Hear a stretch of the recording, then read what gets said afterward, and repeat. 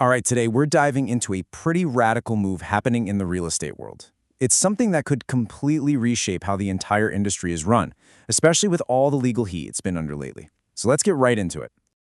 Okay, so let me start with a question for you. Picture this. You have a big, successful organization, and it's run by the very experts who know the business inside and out.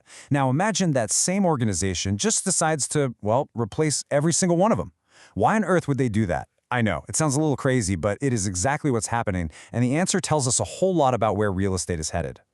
The group at the heart of this story is the Arizona Regional Multiple Listing Service, or ARMLS for short. And listen, they're not just making a few tweaks to their leadership team, they are completely overhauling their board of directors. And it's a move that is making everyone in the industry sit up and pay attention.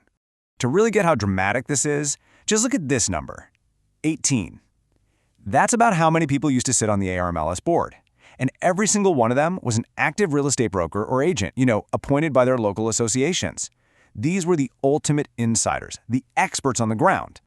And now, 0. That is how many active Arizona real estate pros will be on the new board.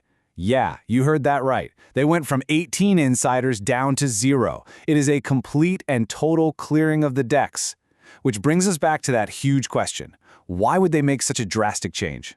Well, the answer really comes down to one simple word: perception. The whole real estate industry is under a microscope right now. There's intense legal and regulatory pressure with all these lawsuits questioning the fundamental structure of how agents get paid. So ARMLS decided the best defense was a really radical offense, aimed right at a key vulnerability. And you don't have to guess what they were thinking. The CEO of ARMLS, Matt Consalvo, he put it about as bluntly as you can. He said, let's just take the optics off the table. See, this isn't necessarily about admitting any wrongdoing. It's all about removing any perception of a conflict of interest that lawyers and regulators could pounce on. So what is that perceived conflict? Well, it's pretty simple when you break it down. You've got active brokers and agents, people who are literally competing against each other for business every single day, all sitting together in a boardroom, making the rules for the very market they're all trying to win in. To an outside lawyer, that looks a lot like the fox guarding the henhouse. Okay, so if you kick out all the insiders, who's left to run the show? Well, this is where it gets interesting. ARMLS has designed a brand new system that really cleverly separates that deep industry knowledge from the actual decision-making power. Let's take a look at how it all works.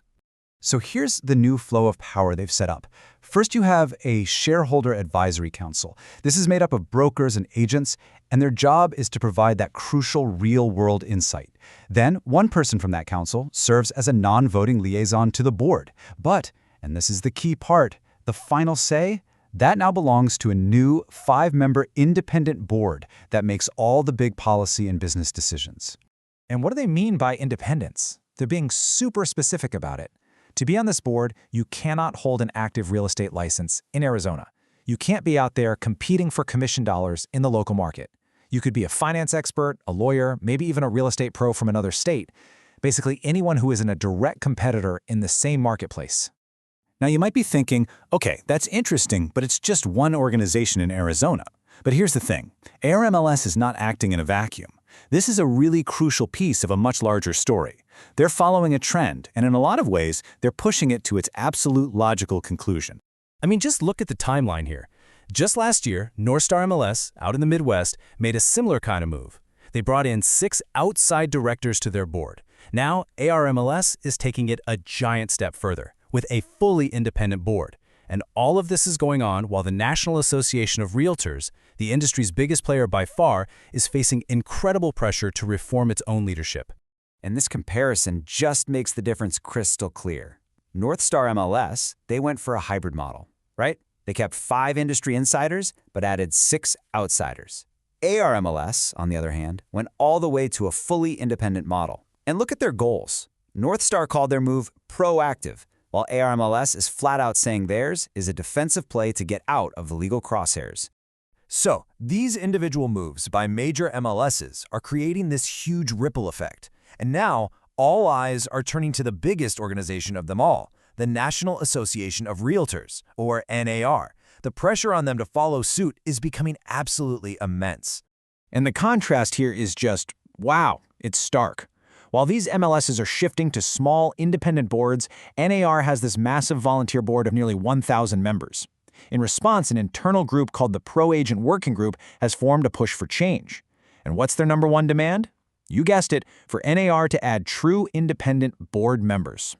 And this quote from that very group, well, it says it all. They're arguing that independent governance isn't just some legal shield. They believe it's the absolute foundation of any high-performing, trustworthy organization. So this isn't just an attack from the outside. It's a powerful call for change coming from inside the house. Which leaves us with this final, absolutely critical question. We're watching these major players pivot to independent boards as a strategy to build trust and, frankly, to survive in a pretty hostile legal environment. So, is this radical model from ARMLS just a one-off, an anomaly? Or is it actually a preview of the future for the entire real estate industry? That really is the billion-dollar question everyone's asking right now.